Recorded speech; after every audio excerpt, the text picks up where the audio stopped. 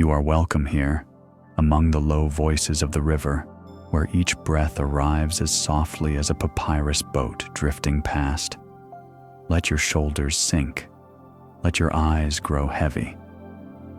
Ahead waits the slow procession of the Nile, the baker's firelight, the marsh where papyrus bends in moonlight, the carved walls where offerings will sleep forever. We will follow the current together until the banks fade, and only the water's whisper remains. The dawn in Thebes arrived not with the rush of daylight, but with a slow bloom of pale gold over the eastern horizon. The Nile was still, as if holding its breath for the sun's first glance, and in the quiet streets, the air was cool with the lingering touch of night. Down a narrow lane, where the mud brick walls kept their shadows even in morning, the baker's fire had already been coaxed awake.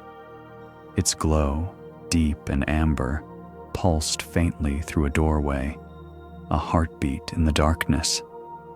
The air there was thick with the scent of emmer wheat and barley, the grains ground fine under the patient stone of the quern. Every motion, from the turning of the mill to the sweeping of flour into low baskets, seemed older than the city itself. The bakers worked in silence, their hands moving with a rhythm set generations ago. Fingers pressed into soft dough, folding, turning, pressing again, as if each loaf carried not only food, but an unspoken promise. For these were not breads for breakfast tables, nor for the markets where traders called across their stalls. They were breads for the dead. It was said that in the afterlife, in the field of reeds, the departed would walk under warm skies forever, tending fields and feasting beside the eternal Nile. But even there, bread was needed. Not for hunger as the living knew it, but as a token of care, a proof that the living remembered. Without such offerings, the Ka, the soul's double, might wander restless and unsatisfied. In the half-light of the room, baskets were arranged in neat rows, each filled with loaves shaped in the forms most beloved by the departed. Rounded domes, plaited twists, and flat discs marked with gentle patterns. The marks were not decoration alone. Some were symbols of abundance, some of divine favor. A quiet, lesser-known truth slipped between the shadows here. In certain tombs, archaeologists would one day find bread so perfectly preserved by the dry air that the baker's thumbprint still pressed the crust, a small indentation across 3,000 years. Outside, the sky lightened, and a thin strand of smoke curled upward from the chimney. The scent of baking grew richer, a warm earthiness mixed with the faint bite of wood ash. A priest arrived, his linen robe brushing the dusty floor, carrying a small jar of water drawn from the river. He touched the jar's rim to each basket in turn, murmuring words older than the temple stones, asking the gods to guide the bread's journey. There was no hurry. The fire burned low, steady, unblinking. The bread would be done when it was ready, and the boats that would carry it would wait. Time here belonged to the rhythm of hands kneading, to the crackle of embers, to the whisper of grain falling into clay jars. When the first loaves emerged, they were set on reed mats to cool. Steam drifted into the room, curling in the air like the spirit it was meant to feed. Each loaf was handled with care, the crust pressed lightly, the bottom checked for even color. The bakers spoke little, for words seemed too heavy in this place. Instead, their movements spoke. The way a loaf was placed at the center of its basket, the way the cloth was folded over it as though tucking a child into sleep. Some loaves would leave with the rising sun, placed upon papyrus boats bound for tombs along the west bank. Others would remain here until the moon rose, part of a slower procession, destined for ceremonies held beneath flickering oil lamps in the cool chambers of the necropolis. In both cases, the bread would outlast the day, and perhaps the age. The room grew warmer, the walls taking on a soft amber tone in the light of the fire. A fly buzzed lazily at the edge of the doorway, the only sound beside the quiet thud of dough against the wooden board. Somewhere in the distance, the river's surface caught the sun, and a faint glimmer reached the baker's wall. Outside, life had begun to stir, the shuffle of feet in the market, the cry of a bird overhead. But inside the bakery, time was a still pool. The loaves waited in their baskets, wrapped and ready, each one a small vessel of memory.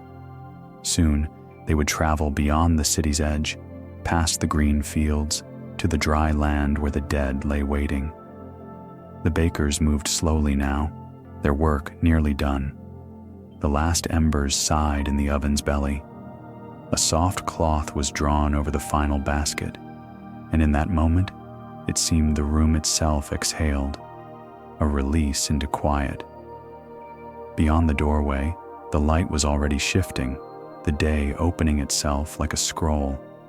But here, among the scent of warm bread and old stone, the air held the weight of something both finished and unending.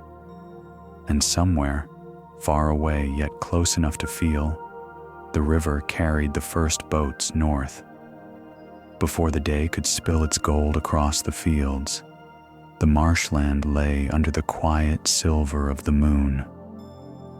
The Nile's edge here was soft and secretive, a place where the water met the whispering reeds without a ripple to disturb them.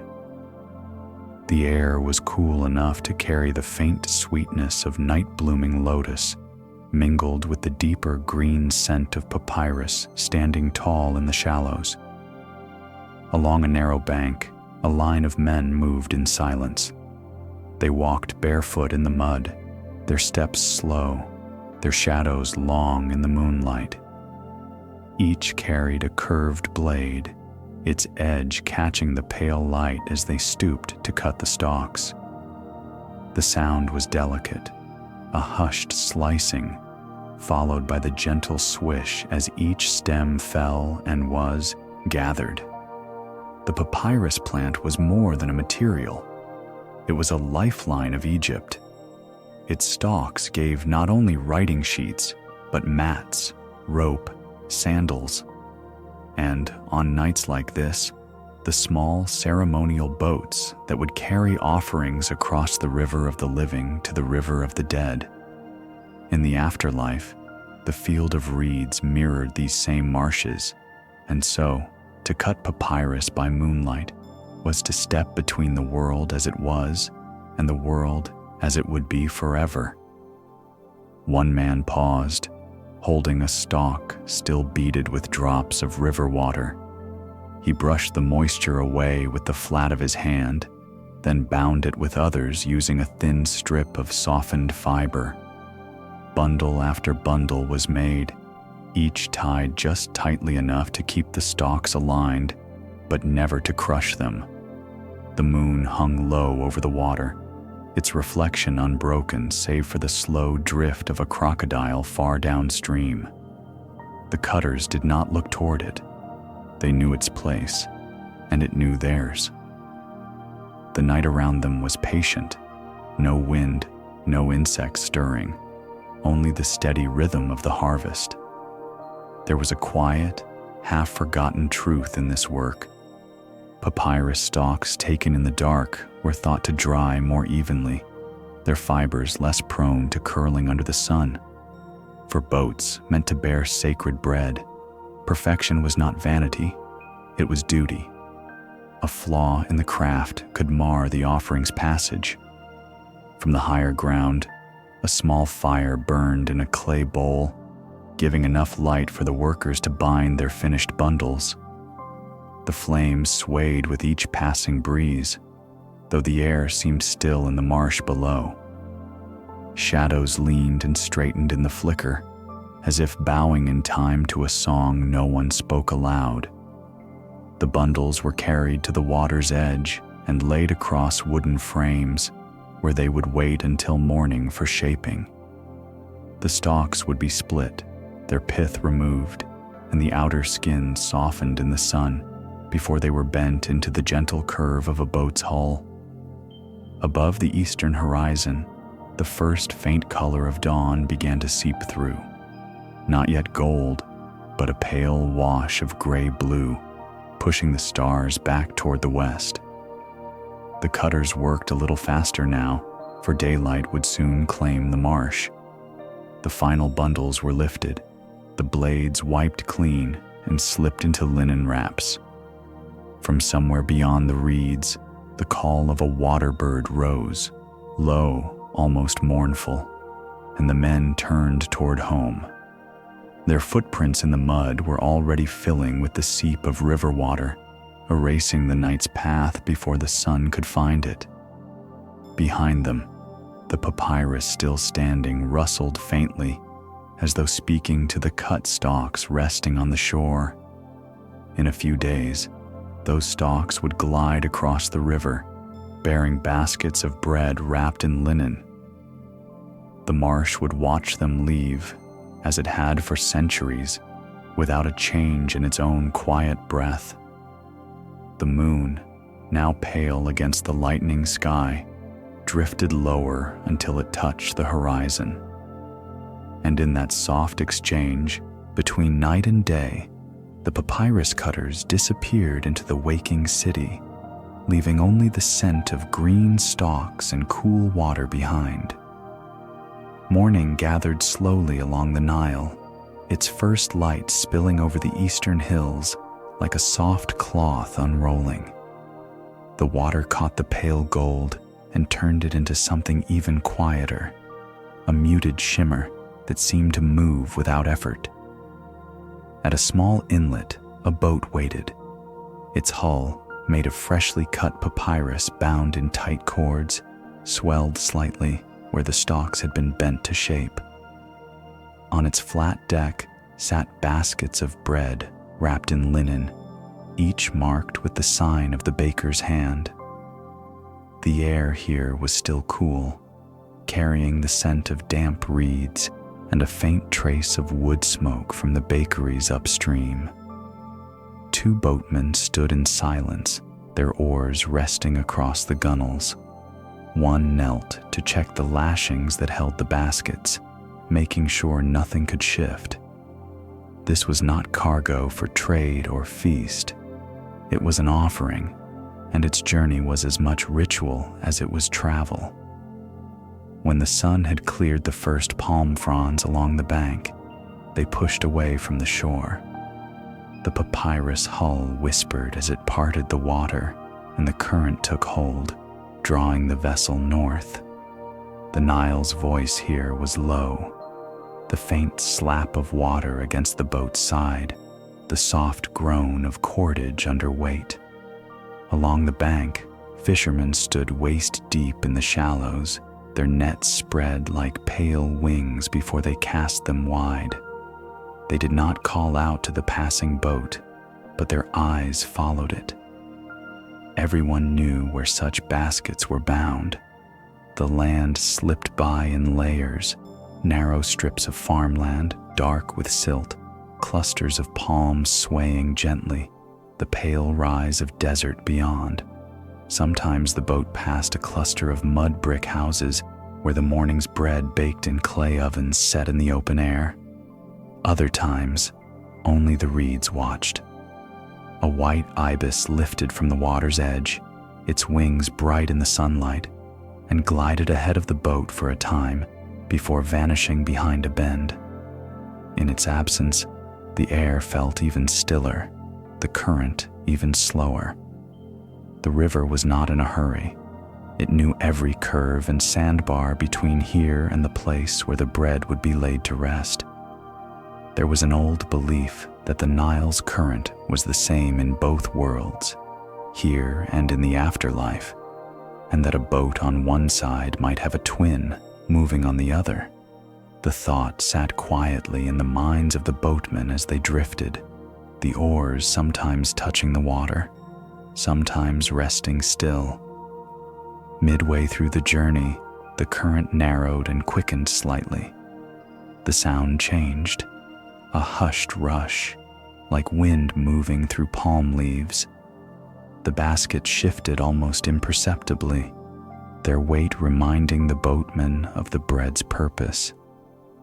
They passed under the shadow of a sycamore fig, its branches leaning far over the water. In the cool shade, the air smelled faintly sweet, and a heron stood motionless on a low branch, watching them with one yellow eye. It did not move when they slipped past, its gaze holding until they were gone. Beyond the shade, the river widened again, and the boat slowed to the rhythm of the open water.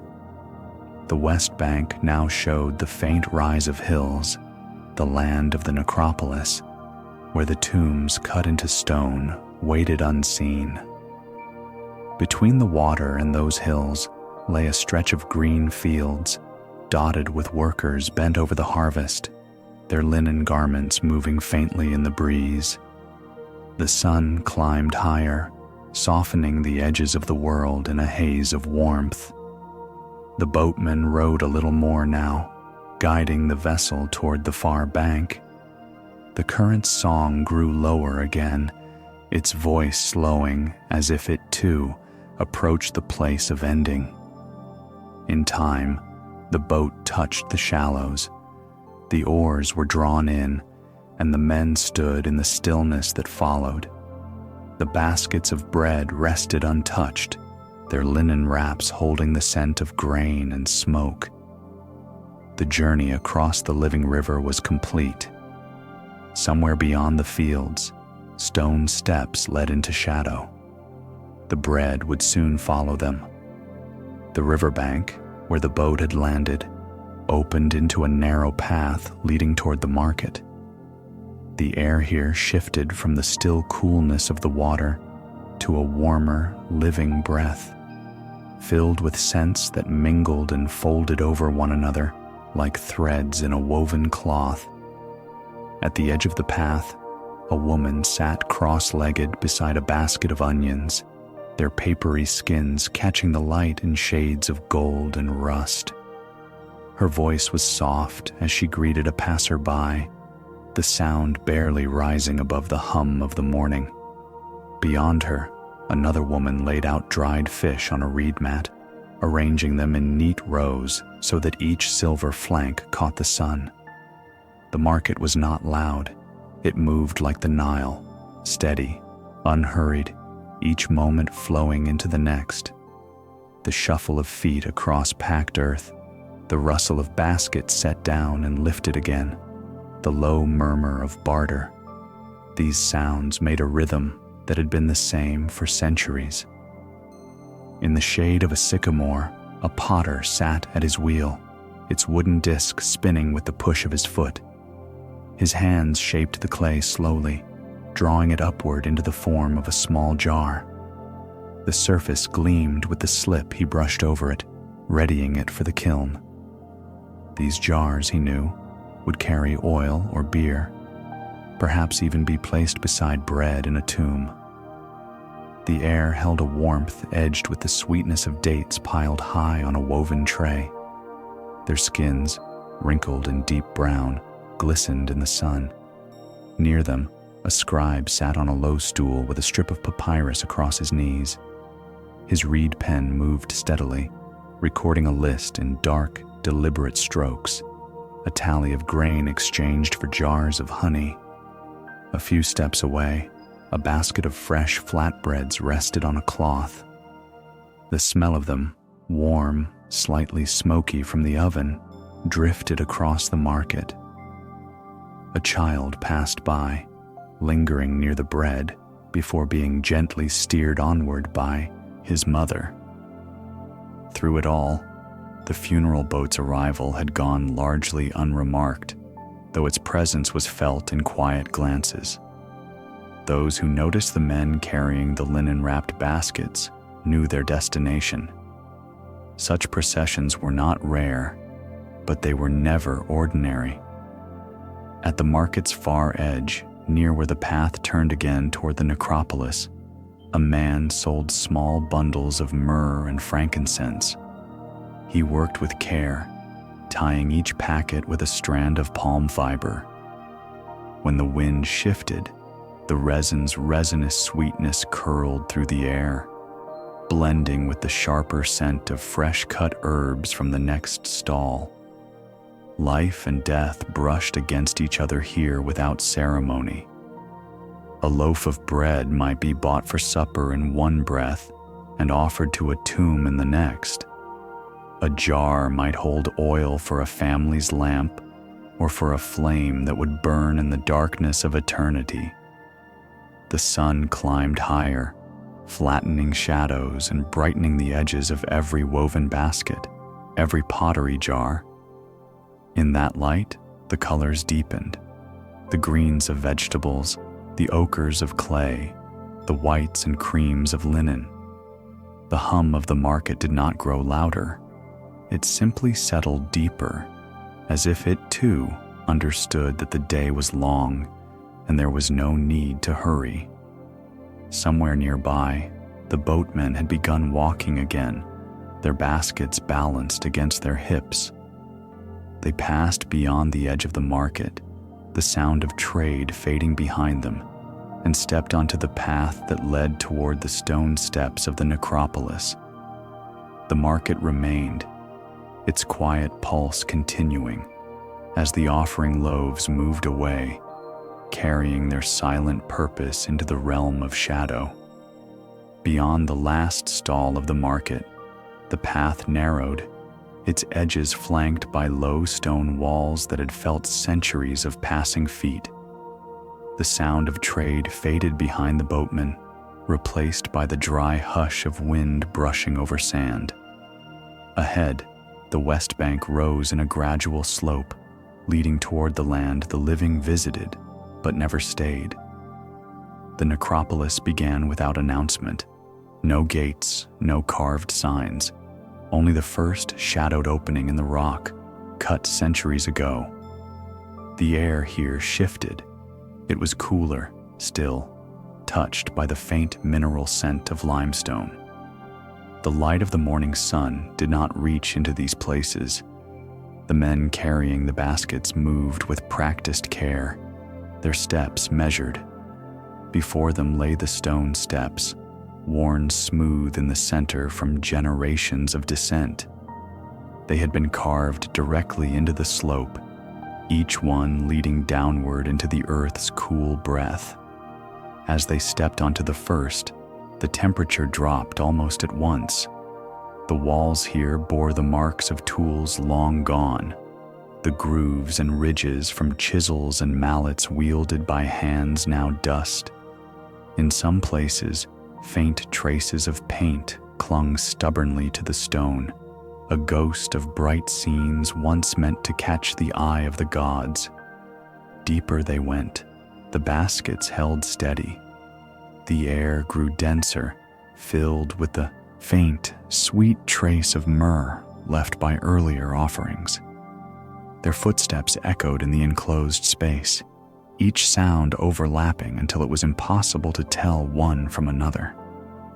Along the passage walls, scenes emerged, fields rippling with grain, herds of cattle, boats gliding along a painted river.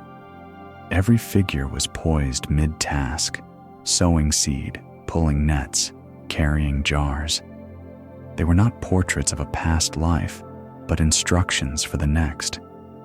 Here was how to reap the field. Here was how to fish the Nile of eternity. A small oil lamp burned in a niche, its flame steady despite the absence of wind. The light slid across the baskets, gilding the folds of linen and the curves of bread beneath. Shadows leaned and shifted on the walls, making the painted figures seem to move in their endless work. There was an unspoken rhythm to the descent. Step, breath, step, breath. The stone held a coldness that rose through the soles of their sandals. In the quiet, it was easy to imagine that the earth itself was listening, taking in the sound of each footfall as an offering of its own. At the bottom of the steps, the passage widened into a chamber. The air here was stiller, heavier. It held the weight of time, of countless arrivals before this one. The boatmen set the baskets down upon a low stone platform, their bodies moving with the same precision they had carried since leaving the river. They did not linger. Their task was not to speak the words or make the prayers. That belonged to others. Still, they stood for a moment in the cool half-dark, their eyes adjusting to the painted walls and the faint flicker of light. Behind them, the steps rose back toward the brightness above, each one carved from the same rock that had stood here since before the first city was built. Soon, they would climb them again, returning to the sound of wind and the river's breath. But for now, the bread had reached the shadowed place it was meant to reach, and somewhere deep in the stone, the silence seemed to breathe. The chamber waited, cool and still, as if the air itself had been sealed here for centuries. The walls were alive with painted scenes, banquet tables laden with fruit and beer, musicians striking their harps, guests lifting cups in welcome. Their colors, though softened by time, still carried a warmth that the stone could not. Near the center, a low stone table stood ready. Upon it, other offerings already rested, jugs of beer sealed with clay, figs dried until their skins shone like dark amber, small heaps of salt and herbs. The baskets of bread, wrapped in pale linen, were brought forward with slow, deliberate care. One by one, the cloths were folded back. The loaves emerged into the dim light, their crusts firm, the shapes as perfect as when they had left the oven's glow. Some were round, like the sun, others plaited into twisting forms, echoing the weave of rope or reeds. The marks pressed into their surfaces, lines, dots, small symbols, spoke, silently, of abundance and remembrance. A priest stepped forward. His robe, white as fresh linen, brushed the floor as he moved. In his hand, he carried a small jar of water drawn from the Nile at dawn. He touched the rim of the jar to each loaf in turn, murmuring words that had been spoken here long before his own birth. These were the words meant to awaken the Ka, the double of the soul, so that it might accept the food offered. The scent of the bread mingled with the faint perfume of myrrh, filling the chamber with a fragrance both earthly and eternal. It was said that the offerings placed here could be consumed in two worlds, their substance nourishing the Ka, their essence drifting beyond into the field of reeds. Somewhere, deep in the tomb's silence, the idea took root that these loaves would never grow stale, never crumble into dust. Time in this place was not counted in days, but in rituals, each one adding another layer of memory to the stone. The priest finished his prayers and stepped back.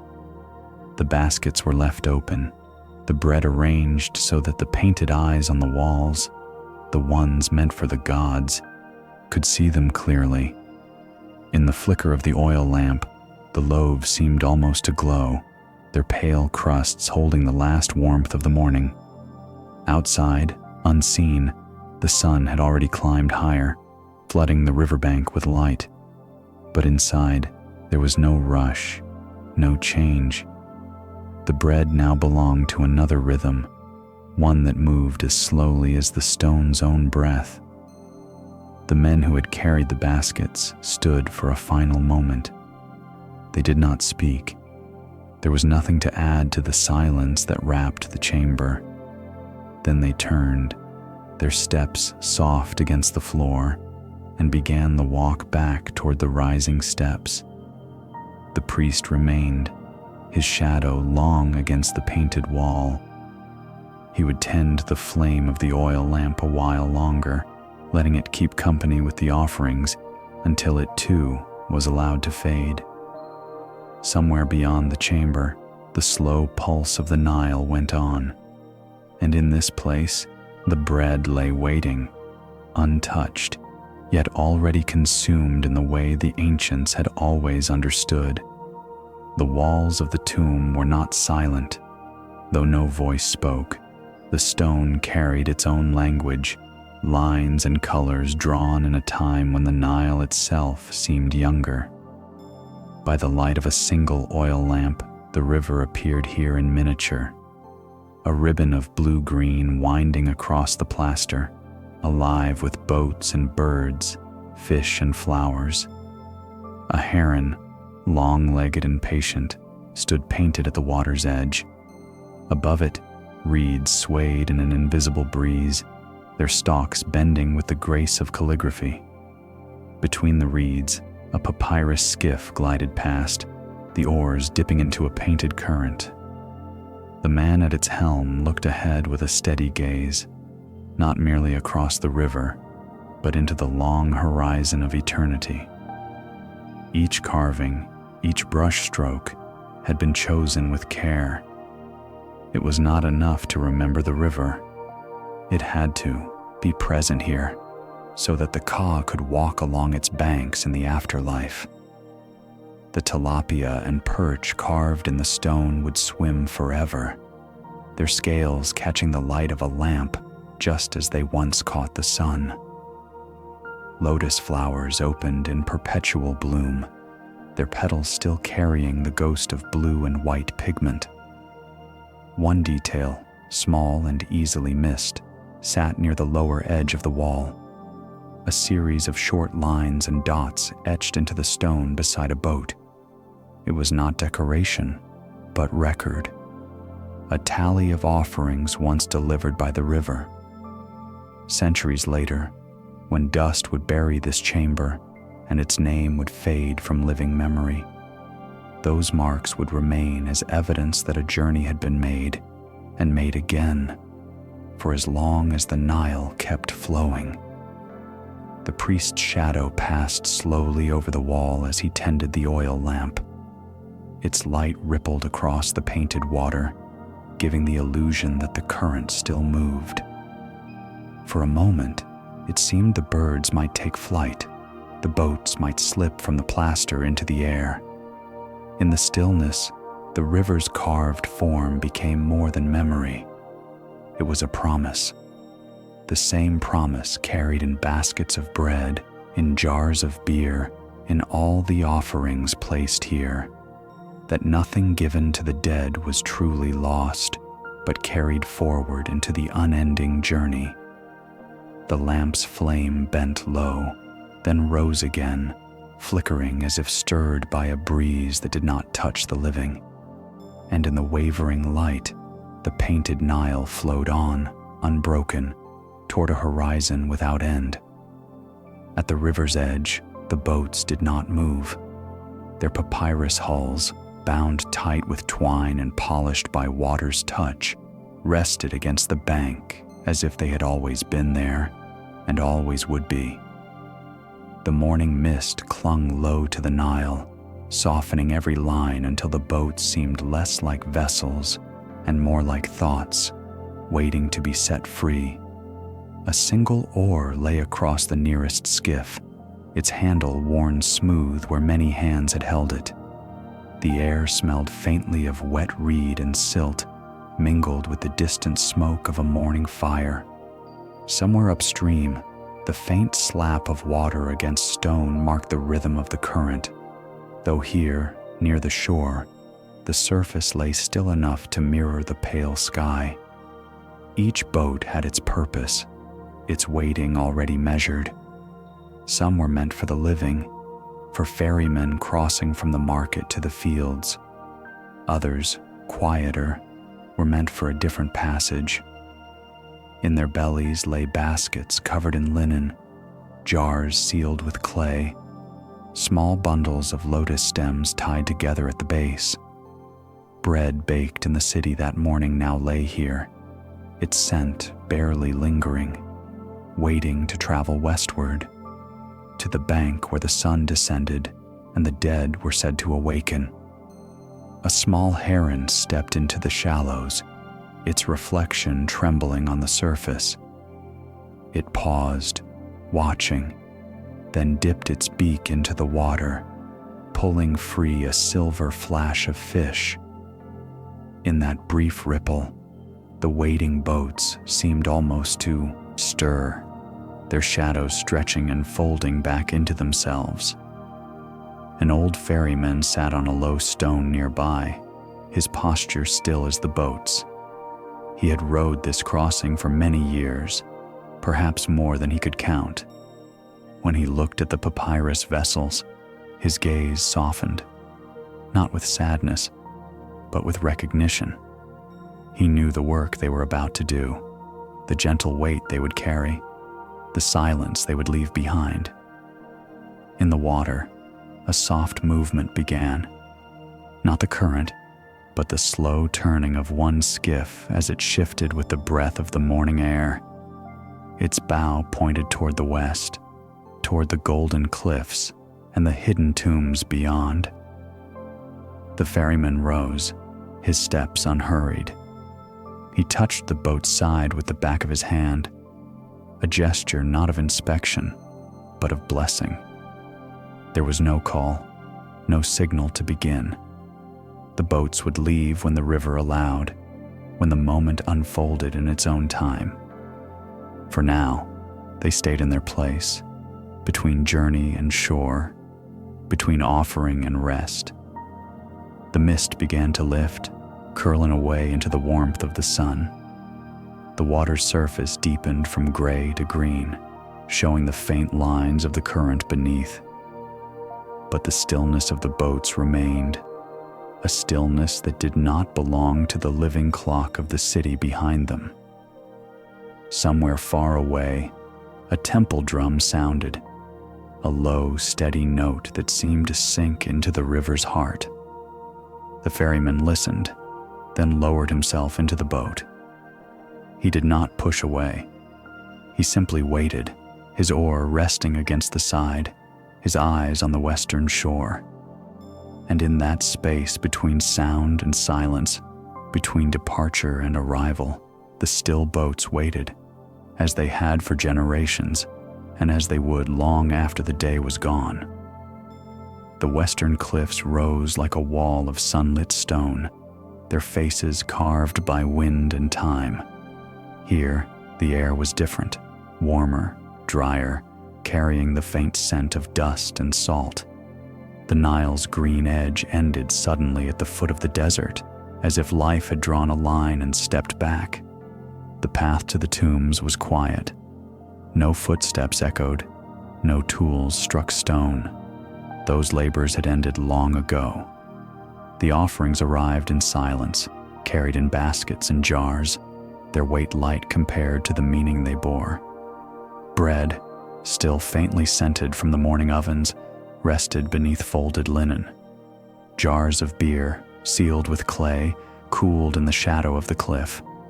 Small bowls held dried figs and dates, their skins wrinkled but still sweet. At the mouth of each tomb, the light shifted, sharp sun falling away into a cool dimness. Inside, the air was still, as if it had been sealed for 1,000 years and had only just been allowed to breathe again. Painted walls glowed in the half-light, their colors unfaded in the absence of day. Here, the eternal harvest unfolded in quiet procession.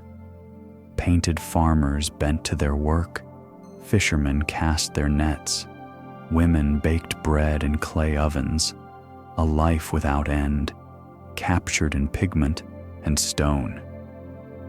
The offerings were placed with care, each in its place according to an order older than memory.